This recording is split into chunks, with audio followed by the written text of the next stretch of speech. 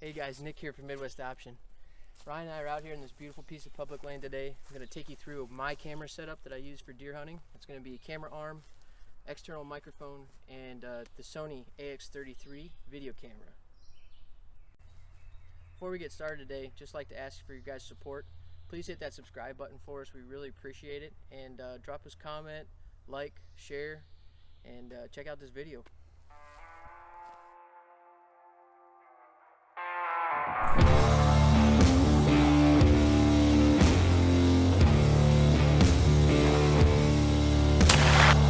Yes, baby.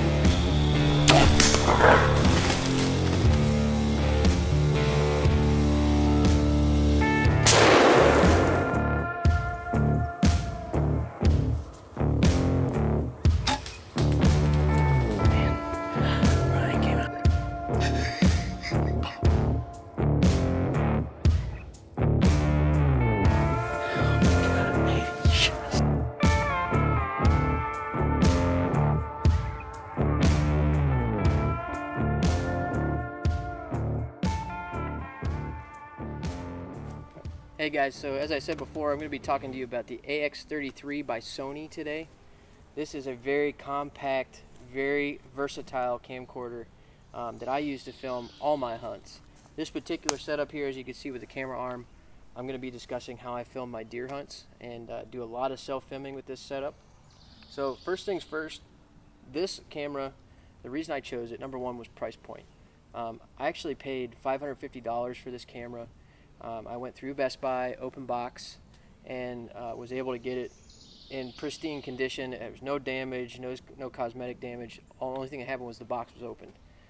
So that's a great tip when you're buying any electronics. Look at Best Buy open box. A lot of times you can find perfectly good equipment for way cheaper than MSRP.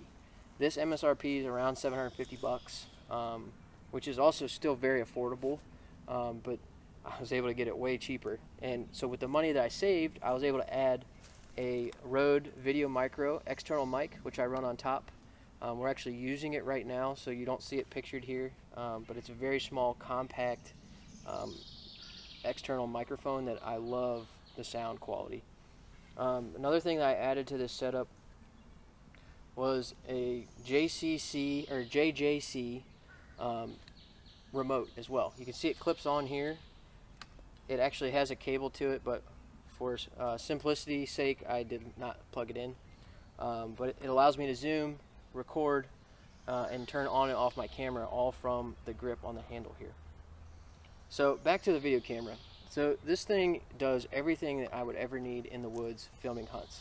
It shoots 4K, and it has reasonable zoom. And by reasonable, I mean it's probably subpar zoom compared to what a lot of videographers use. But for what we use here in Ohio, the 10 times optical zoom on this camera is more than enough.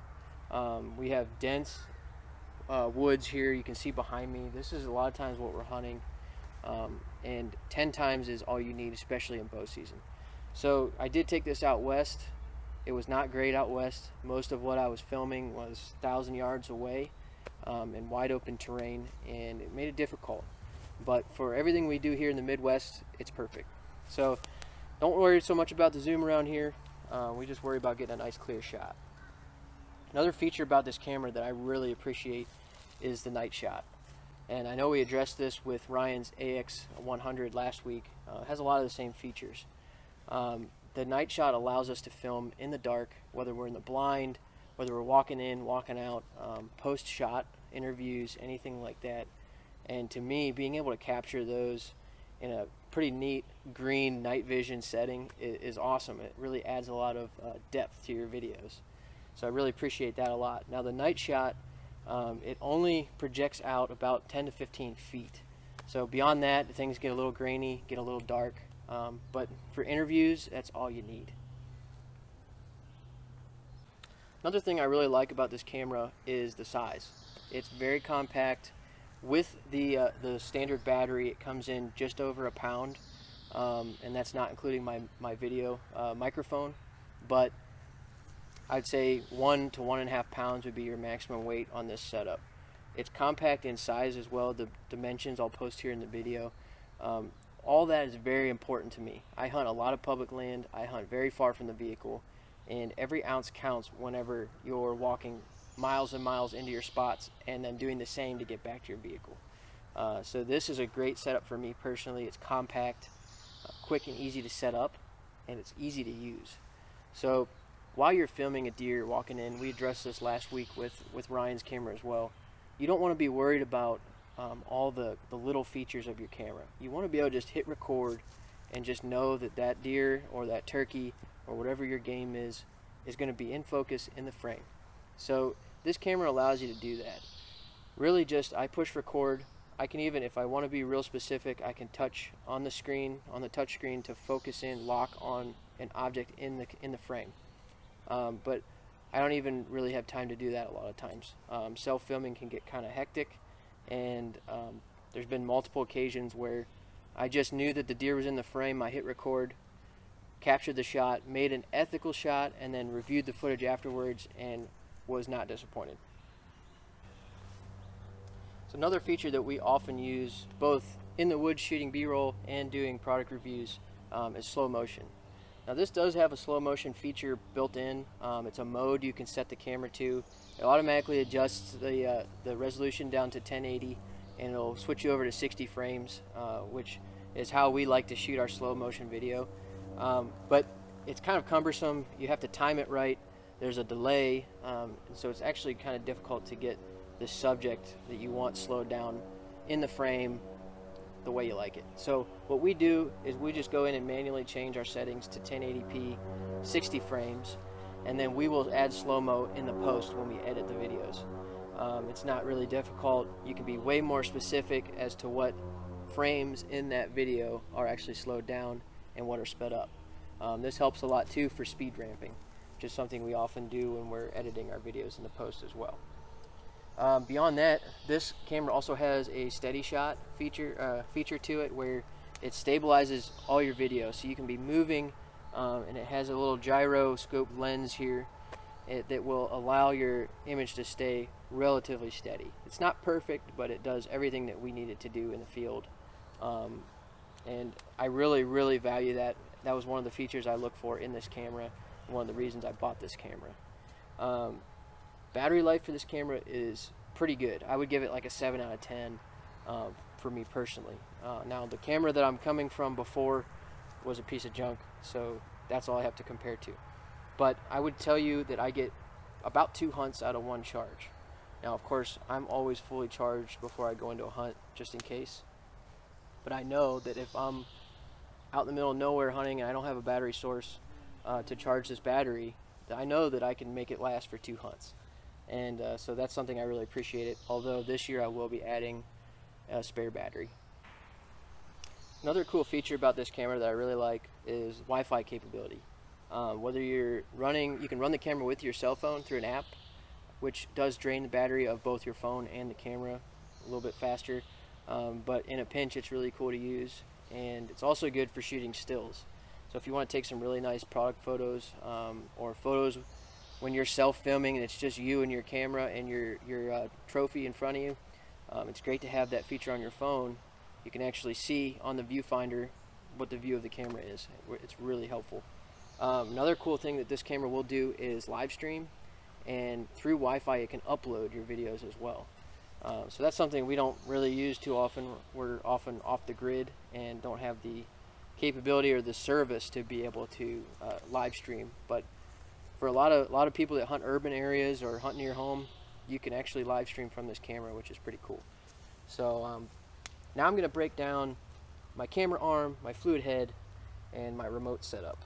So I'm kind of the resident homeless person in our group, and I try to make everything from scratch or upgrade what I can. So this is a Neewer fluid head. It is a low to mid-grade fluid head that you can find on Amazon. I think I paid around 65 bucks for this. This took my filming to the next level. It is not one of the fancy ones. It's definitely not a Manfrotto, but it adds such a smooth context to your video that I never had before. There's no hitches in it. It's very good. Works just fine for what I need. Does have a level on the back of it as well, which I use all the time. Another reason I bought this fluid head was for this arm right here. This arm allows me, when I'm self-filming especially, to keep one hand on the bow and one hand on my camera, and I can make sure that I'm getting the shot I need before I take the shot. And that leads me into the remote. I have a JJC, this is the SRF2 remote. It was like 30 bucks on Amazon.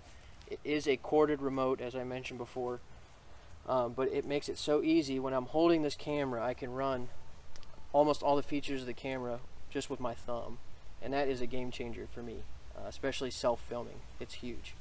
Another way I use this too in the ground blind, when you have your camera up above the window and you don't want to be moving your hands around the camera, I'll run the remote down below the window, and I can actually function the camera down below the window, and I can move around as much as I need to get the shot. So that leads me to my camera arm.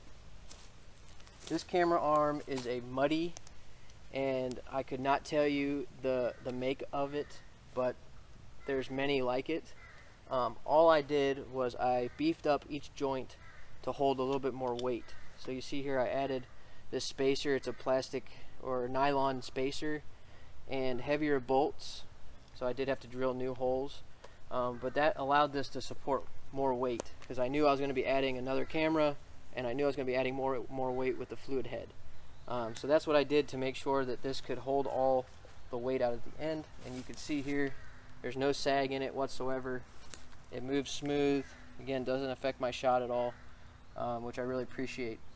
Now the thing I appreciate about this camera arm is, compared to like a fourth arrow, it's one piece. It's really simple. It actually fits in almost all my different backpacks that I use to hunt. You can see it's just ratchet strapped onto the tree here. You don't have all the versatility of being able to level a certain way, but I've used this enough years. I know how to level it against a tree and tighten it down and get the shots that I need. So again, simplicity is important to me. So this whole setup right here, this has been years in the making. It's taken me a long time to figure out what works for me personally. And for me, this camera arm, which was I think around $30 plus $12 to $13 of extra hardware to beef it up, it works phenomenal for filming hunts, and it's really simple and lightweight. That wraps up my review of the Sony AX33 and the rest of my archery hunting setup as far as filming is concerned.